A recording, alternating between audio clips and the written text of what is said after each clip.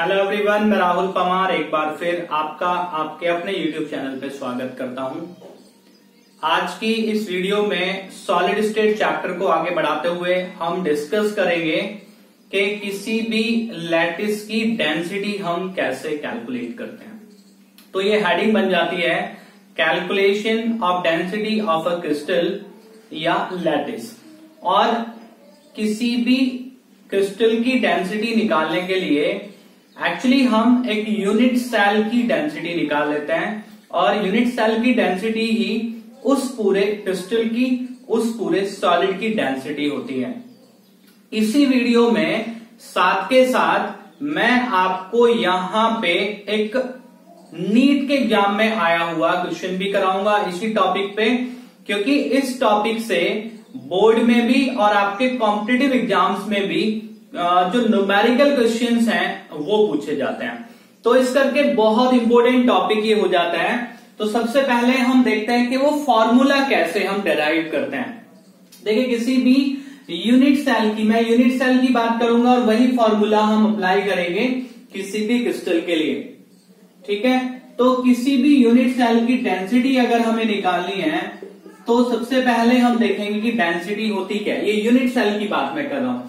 तो density of unit cell equals mass of unit cell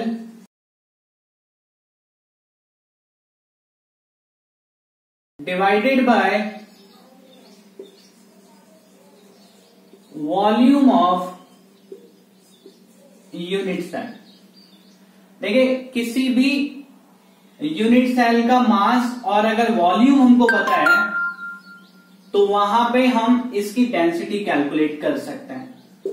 तो suppose unit cell का जो मास है वो m है, स्मॉल m से हम मास रिप्रेजेंट करते हैं यूनिट सेल का, divided by volume of unit cell. देखिए, यहां पे इस चैप्टर में जब हम किसी यूनिट सेल की बात करते हैं तो उसकी जो एज लेंथ है वो हम a कंसीडर करके चलते हैं। a स्मॉल a से एज लेंथ यानी कि साइड किसी यूनिट सेल का, क्योंकि क्यूबिक सिस्टम के लिए हम बात करते हैं। तो यहां पे जो वॉल्यूम होगा यूनिट सेल का वो हो जाएगा a क्यूब। ठीक है, अब जो मास ऑफ यूनिट सेल है, देखिए वो कैसे निकाल सकते हैं हम। Mass of unit cell equals number of atoms in a unit cell into mass of each atom। ठीक है, अब जो number of atoms in a unit cell है उसको हम रिप्रेजेंट करते हैं Z से। ये Z number of atoms in a unit cell होता है। अब मास ऑफ ईच एटम निकालने के लिए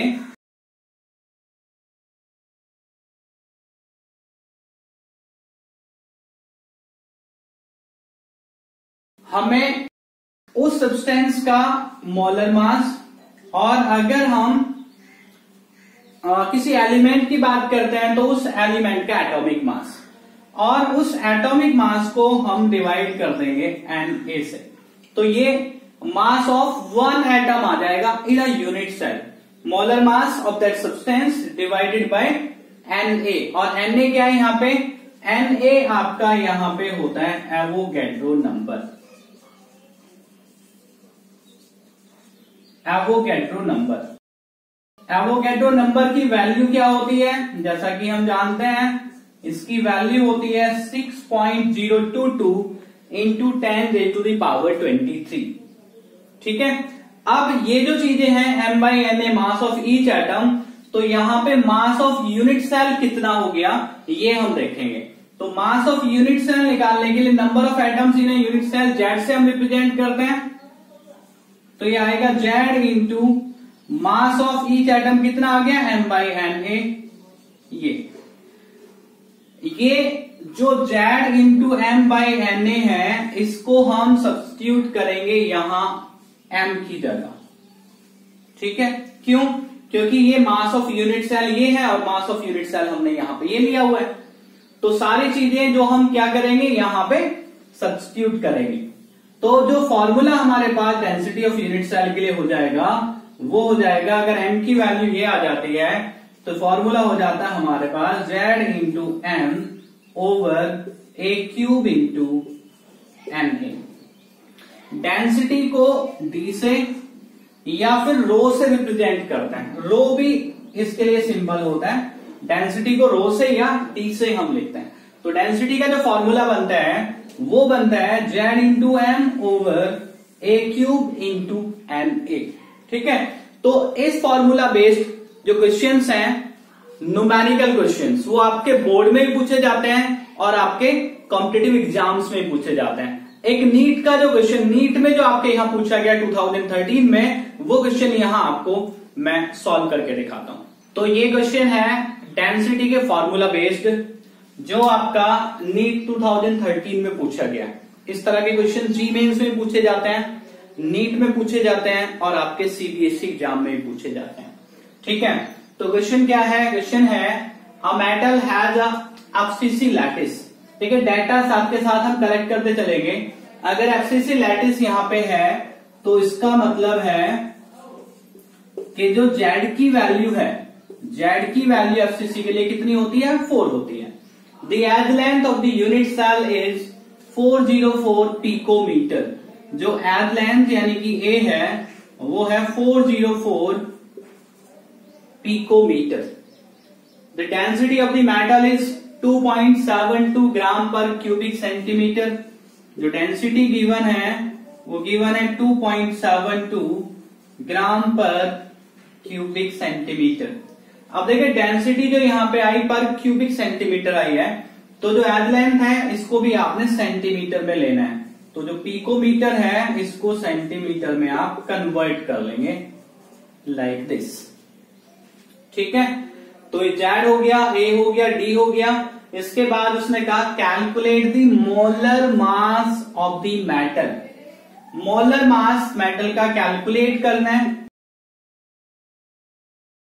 डेंसिटी का फॉर्मूला क्या होता है? डेंसिटी का फॉर्मूला होता है D equals Z into M over A cube into N A. M की जो वैल्यू है ये आपको कैलकुलेट करनी है। तो एम के लिए अगर हमने फॉर्मूला लिखना है तो एम के लिए फॉर्मूला हो जाएगा D into A cube into N A over Z. N A यहाँ पे एवोगैड्रो नंबर है और एवोगैड्रो नंबर की जो वैल्यू होती है वो फिक्स होती है, दैट इज 6.022 इंटू 10⁻23। ये फॉर्मूला अप्लाई करना है, डाटा सब्स्टिट्यूट करना है और मोलर मास कैलकुलेट करके देना है। ठीक है, तो वैल्यू सब्स्टिट्यूट करते हैं हम। डी की वैल्यू यहां पे है 2.72 इंटू ए की वैल्यू कितनी है 404 into 10⁻⁻10 whole cube into N A आपका हो जाता 6.022 into 10⁻23 divided by Z. Z कितना है एफसीसी के लिए? जेड 4 होता है। इसको आपने सॉल्व करना है। जब आप इसको सॉल्व करते हैं तो जो एम की वैल्यू है वो आती है 27। ठीक है, यानी कि उस मेटल का जो मोलर मास होगा वो 27 होगा। जब आप सॉल्व करेंगे तो यहाँ पे एक्चुअली नीट का क्वेश्चन है, तो नीट के क्वेश्चन में नीट के क्वेश्चन होते हैं एमसीक्यूज, है ना, मल्टीपल चॉइस क्वेश्चन होते हैं। तो वहां पे ऑप्शंस में एक ऑप्शन 27 भी दिया हुआ है। ठीक है, 27 दिया हुआ है, 30 दिया हुआ है, 40 दिया हुआ है, 29 दिया हुआ है। तो वहां से आपको एक option, correct option, appropriate option select करना होता है जो कि आपका 27 वाला है।